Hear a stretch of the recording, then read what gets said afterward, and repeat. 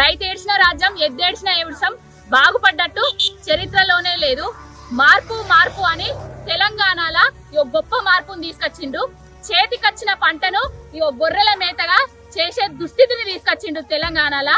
బాపు కేసీఆర్ గారి 9.5 ఏండ్ల పాలనలో ఎన్నడూ కరువు చూడని నేల, నీళ్లకు అరిగోసబడని నేల ఇప్పుడు చేతికొచ్చిన పంటను గొర్రెల పాలు చేసి గొర్రెల మేతగా చేసిండు. గిరి తీసుకొస్తా అన్న గొప్ప మార్పు. ప్రజల పాపం లంగ ముచ్చట్లు, లంగ రాజకీయాలు, వాని ఫేక్ వాగ్దానాలు నమ్మి మోసపోయి ఇప్పుడు రైతన్నలు బోసపడుతున్నారు. ఇదే ప్రజెంట్ సిచ్యువేషన్ తెలంగాణలో. ఇంత దుస్థితిని తీసుకొచ్చిండు తెలంగాణకు. అప్పుడు వాడిండు కదా పాట 3 రంగుల జెండా పట్టని. ఇప్పుడు మనం వాడుకోవాలి ఏమనంటే 3 రంగుల జెండా పట్టి పంటలన్నీ ఎండా పెట్టి రైతులను గోస పెట్టుతున్నాడే ఈ గుంపు మేస్త్రి. మార్పు మార్పు అని ఇట్లాంటి మార్పును తీసుకొచ్చిండే. ఎండిన పంటలు మేతగా మారిన పంటలు.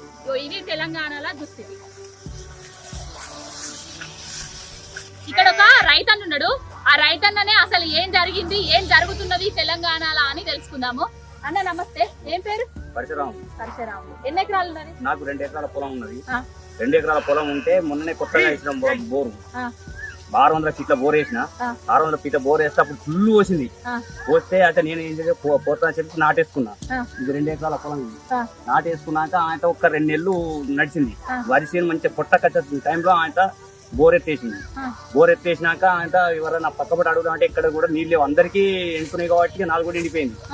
ఇప్పుడు 3 లక్షల పెట్టుబడి పెడితే పంట కూడా చేతికి రాకుండా అయిపోయింది. అప్పుల పాల అయిపోయినా. ఇప్పుడు ఇక ఈ బోరు వేయింది, అప్పుల పాలైనా ఈ నాకు ఈ భూమి మీద బతం అంటే కూడా పరిస్థితి బతక రాకుండా అయిపోతుంది. నాకు ఎవరికి చెప్పుకుందామన్నా చెప్పు రాకుండా అయిపోయింది.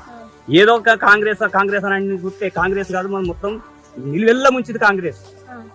ఇవాళ కేసీఆర్ ఉన్నప్పుడు అన్నా జర కొంచెం ఈ టైంలో గొర్రెల పొడి నీళ్ళు పోతుంటే ఎప్పుడన్నా కేసీఆర్ ఉన్నప్పుడు ఎప్పుడన్నా గొర్రెలకు మేతకిచ్చిరా పంట? ఇయ్యలే మేడం. ఇంతవరకు మేము గొర్రెల మా కేసీఆర్ ఉన్న పరిపాలన అప్పుడు ఒక దొయ్య ఎండిపోలేదు, మేము గొర్రెల మేపలేదు.